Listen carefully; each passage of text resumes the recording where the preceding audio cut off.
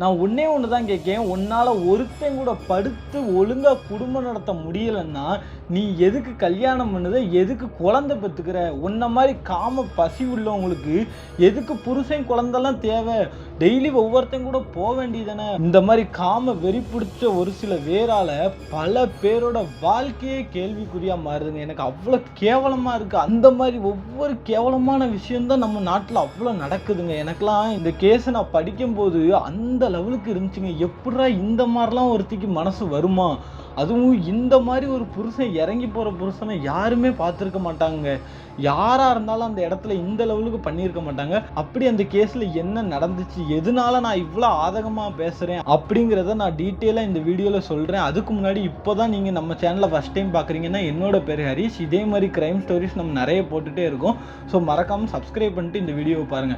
வாங்க, என்னாச்சு, என்ன ஏது, அந்த கேவலமானவ யாரு, அவ என்ன வேலை பண்ணா அப்படிங்கிறத டீட்டெயிலா எக்ஸ்பிளைன் பண்றேன். கர்நாடகால முருதேஸ்வர் டிஸ்ட்ரிக்ட்ல கிராஸ்கட் ரோடுன்னு ஒரு ரோடு உண்டுங்க. அந்த ரோட்ல ஒரு வாடகை வீட்டுல வாழ்ந்துட்டு வர்றவங்க தான் நந்தினி. அவங்களுடைய வயசு 32. அவங்களுடைய கணவர் யாருன்னு பாத்தீங்கன்னா, அவருடைய பேர் லோகேஷ். அவருக்கு 35 வயசு.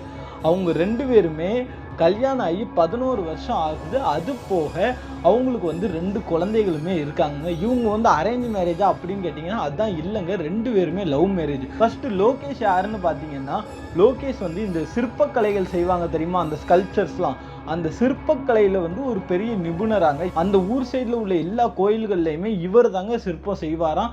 இவரோட கைவண்ணம் அந்த லெவலுக்கு நல்லா இருக்கும்னு சொல்லிட்டு அந்த ஊர்ல எல்லாருமே சொல்லுவாங்க. அது போக இவங்க அப்பா காலம், தாத்தா காலத்துல இருந்து இந்த கலையை தான் வந்து இவங்க பண்ணிட்டு இருக்காங்க. ஸோ இவங்களுடைய காதல் அப்படின்னு பார்த்தீங்கன்னா, 12 வருஷத்துக்கு முன்னாடி இவர் வந்து ஒரு கோயிலில் வந்து சிற்பம் செஞ்சிட்டு இருக்காங்க. அந்த கோயிலுக்கு வந்தவங்க தான் யாரு, நந்தினி.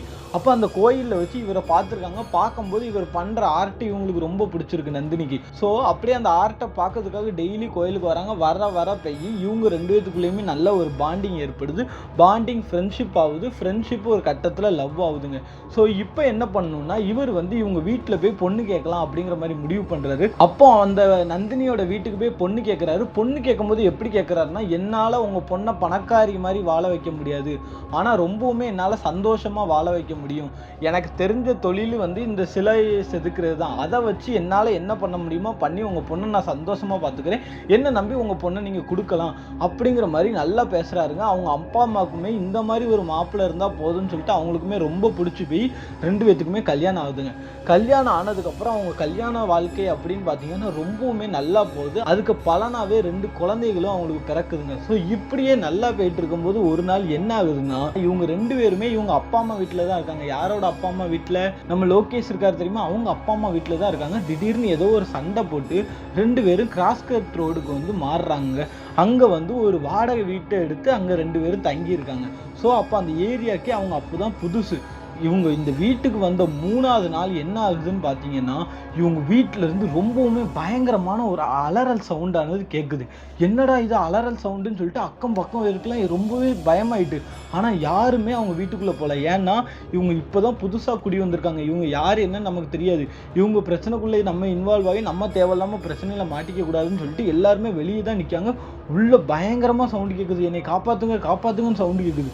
டக்குன்னு அந்த வீட்டோட கதவை திறந்துட்டு ஒரு ஆள் வெளியே வராங்க. யார் தெரியுமா, நந்தினி. இந்த கழுத்து பக்கத்தில் முகத்துக்கிட்டெல்லாம் பயங்கரமான இரத்த காயத்தோட ஓடி வெளியே வந்து என்னை காப்பாற்றுங்க காப்பாற்றுங்கன்னு மக்கள் எல்லார்ட்டையும் சொல்கிறாங்க. மக்கள் உடனே என்ன பண்ணுறாங்க, ஏதோ பிரச்சனைன்னு நினச்சி ஒருத்தங்க என்ன பண்ணுறாங்க, 108க்கு அடிக்கிறாங்க. ஒருத்தங்க என்னென்னா போலீஸ்காரங்களுக்கு அடிக்கிறாங்க. போலீஸ் உடனே இந்த இடத்துக்கு வரணும்னு சொல்லிட்டு.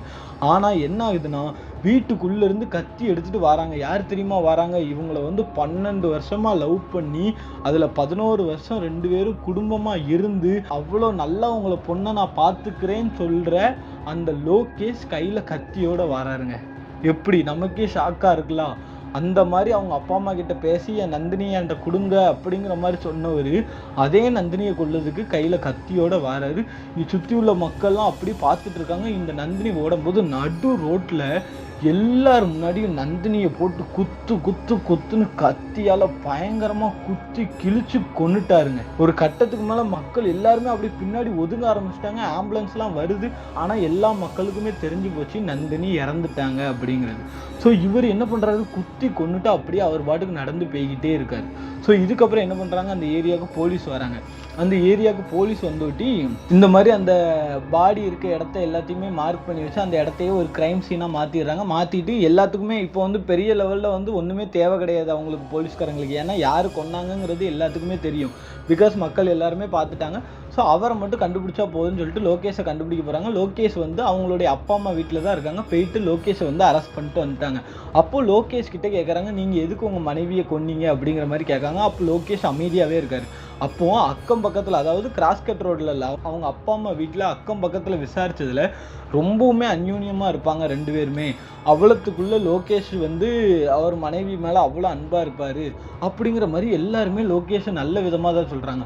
ஆனாலும் இவன் ஏன் இந்த மாதிரி நந்தினியை கொன்னா அப்படின்னு சொல்லிட்டு போலீஸ்காரங்க டவுட்டு இவன்கிட்ட விசாரிக்கும் போது அப்போ தான் லோகேஷ் வந்து நிறைய உண்மைகளை வந்து சொல்ல ஆரம்பிக்கிறாங்க. அது என்னன்னு பார்த்தீங்கன்னா, இவங்க கல்யாண வாழ்க்கைங்கிறது ரொம்பவுமே நல்லா தாங்க போயிட்டு இருந்துச்சு. ஆனால் எதுவரை அப்படின்னு பார்த்தீங்கன்னா, இந்த நந்தினி கையில் ஃபோனுன்னு ஒரு விஷயம் வர்றதுக்கு அப்புறம் வரைக்குங்க. ஏன்னா இந்த நந்தினி என்ன பண்ணுறான்னா, ஃபோனில் இன்ஸ்டாகிராமு, ஃபேஸ்புக்கு அதெல்லாம் இன்ஸ்டால் பண்ணி அதில் அக்கௌண்ட்டுகளை ஓப்பன் பண்ணி நிறைய பசங்களுக்கு வந்து ரெக்வஸ்ட் கொடுக்க ஆரம்பித்தாலாங்க. நிறைய பசங்களுக்கு ரெக்வஸ்ட் கொடுத்து அவங்க எல்லாருக்கிட்டையுமே இவ போய் ஃப்ளர்ட் பண்ண ஆரம்பித்தாலாங்க. ஏன்னு பார்த்தீங்கன்னா, இவளுக்கு வந்து அந்த கல்யாண வாழ்க்கையே போர் அடிச்சு போச்சு. இவ புருஷன் என்னதான் இருந்தாலும் லவ் பண்ணி கல்யாணம் பண்ணியிருக்காங்க, அரேஞ்ச் மேரேஜ் கூட கிடையாது. ஆனாலும் அந்த பொம்பளைக்கு அந்த கல்யாண வாழ்க்கை போர் அடிச்சு போய் எவனாவது ஒருத்தன் கூட அஃபரில் இருக்கிறதே தப்புங்க. ஆனால் இவ அவ்வளோ பேர்ட்டையும் இன்ஸ்டாவில் போயிட்டு ஒரு மாதிரி ஃபுல்லாக 18+ எல்லார்ட்டையும் சேட் பண்ணுறது, ரொம்ப ஒரு மாதிரி நிறைய பேர் ஆள் பழக்கம் பிடிக்கிறது, இன்ஸ்டாவில் எல்லார்ட்டையும் வீடியோ கால் பேசுகிறது, இந்த மாதிரி நிறைய வேலை பண்ணியிருக்கான். ஆனால் நம்ம லோகேஷ்க்கு வந்து இது எதுவுமே தெரியாது. ஏன்னா வந்து நம்ம மனைவி நார்மலாக தான் இருக்கா அப்படிங்கிற மாதிரி. லோகேஷ்க்கு எப்போ டவுட் வருதுன்னா, வீட்டில் ஒரு வேலையுமே பார்க்க மாட்டாளாங்க. அவங்க அம்மா அப்பா சொல்லுவாங்களா, ஏன்னா இவர் சிலை வெடிக்கிறதுக்கு எங்கேயாவது போயிடுவார்களா, ஃபுல்லாக ஃபோனே பார்த்துட்டு இருப்பாராங்க. அது போக லோகேஷுக்குமே டவுட் என்னென்னா, மனைவி முன்ன மாதிரி வந்து நம்மக்கிட்ட ரொம்ப அந்யூன்யமாக இருக்க மாட்டிக்கா அப்படிங்கிற மாதிரி லோகேஷ்கே டவுட்டு. லோகேஷ் கூட இருக்கும்போது எனி டைம் ஃபோனே தான் பார்த்துட்டு இருப்பாங்க. அப்படி அந்த ஃபோனில் என்ன தான் இருக்குது அப்படின்னு சொல்லிட்டு லோகேஷுமே சண்டை போட்டிருக்காராம். அதெல்லாம் ஒன்றும் இல்லைன்னு சொல்லுவாங்களே தவிர ஒரு அன்பு, பழைய அன்பு வந்து நந்தினிக்கிட்ட இல்லவே இல்லையாங்க. அப்போ லோகேஷ் என்ன பண்ணுறாரு, ஒரு நாள் அந்த ஃபோனில் என்ன தான் பண்ணுறா அப்படின்னு சொல்லி பார்த்துருவோன்னு சொல்லிட்டு அவர் ஃபோன் எடுத்து பார்க்குறாரு. ஃபோனில் பார்த்தா ஃபுல்லாக அந்த மாதிரிங்க, அதாவது இன்ஸ்டாகிராமு, ஃபேஸ்புக்கு, அது போக தப்பான வெப்சைட்டு, அந்த மாதிரி அவங்க ஃபோன் ஃபுல்லாக ஒரு தேவையில்லாத விஷயங்கள் என்னெல்லாம் இருக்குமோ அவ்வளவும் இருந்துச்சாங்க. ஒவ்வொரு பசங்கள்கிட்டையா போய் ஃப்ளட் பண்ணுறது, இவங்கள தப்பாக வீடியோ அனுப்புறது, இந்த மாதிரி நிறைய கீழ்த்தனமான கேவலமான விஷயம் பண்ணிட்டு இருந்தா, இத்தனைக்கும் 2 பிள்ளைகளை வச்சுக்கிட்டு இல்லை என்னத்தை போய் சொல்கிறது. அந்த லோகேஷ் பாவம். அதுக்கப்புறமா அந்த லோகேஷ் வந்து என்ன பண்ணியிருக்கான் தெரியுமா, இவளை வந்து இந்த மாதிரி இருக்காதமா வைக்காதமான்னு சொல்லி வான் பண்ணி எடுத்து விட்டுருக்கான். ஆனால் லோகேஷ் பேச்சை சுத்தமாக கேட்காத நந்தினி என்ன பண்ணியிருக்கான்னா, இதை அடுத்த ஸ்டெப்புக்கு மூவ் பண்ணலாம் அப்படிங்கிற மாதிரி ஒரு கொடூரமான ஒரு முடிவை எடுக்கிறான். ஆனால் லோகேஷ் என்னென்னு நினச்சிட்டு இருக்கான்னா, ஃபோனில் தானே பண்ணுறான், நம்ம கண்டிச்சிட்டோம், இன்னும் கொஞ்ச நாளில் அப்படியே நம்ம பொண்டாட்டி திருந்திடுவான்னு சொல்லி பொண்டாட்டி மேலே நம்பிக்கை வச்சான்.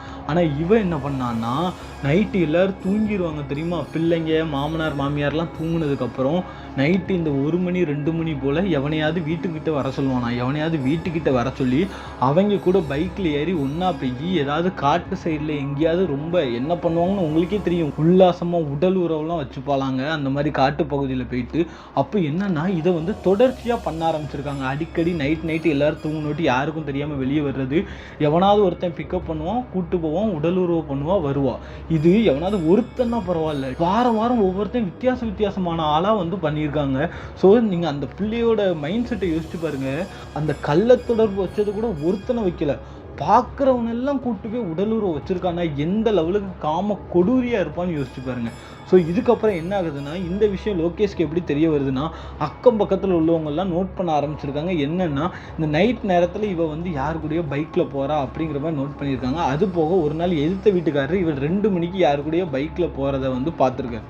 ஸோ மறுநாள் லோகேஷ் கிட்ட சொன்னோட்டி லோகேஷ் வந்து பொண்டாட்டிக்கிட்ட டைரெக்டாக கேட்காம அப்படியே அமைதியாக இருந்திருக்காங்க. அமைதியாக இருந்தோட்டி திடீர்னு ஒரு நாள் நைட்டு இவர் இருக்கும்போதே இவர் வந்து தூங்கிட்டு இருக்காரு. திடீர்னு முழிச்சு பார்த்தா பொண்டாட்டியை காணும். கொஞ்ச நேரம் கழிச்சு அப்படியே மெல்ல வீட்டுக்குள்ளே கதவை திறந்துட்டு வரான். அந்த இடத்துலயே போட்டு பயங்கரமாக அவரை போட்டு திட்டி எடுத்து, அப்போ கூட அடிக்கலை பண்ணல, எதுவுமே பண்ணல, பயங்கரமாக திட்டியிருக்காரு. உன்னை நான் எப்படி நினச்சேன், எவ்வளோ லவ் பண்ணேன், உனக்கு என்ன அந்த லெவலுக்கு ஆகிட்டா, என் மேலே உனக்கு லவ்வே இல்லையா அப்படி இப்படின்னு சொல்லியிருக்காங்க.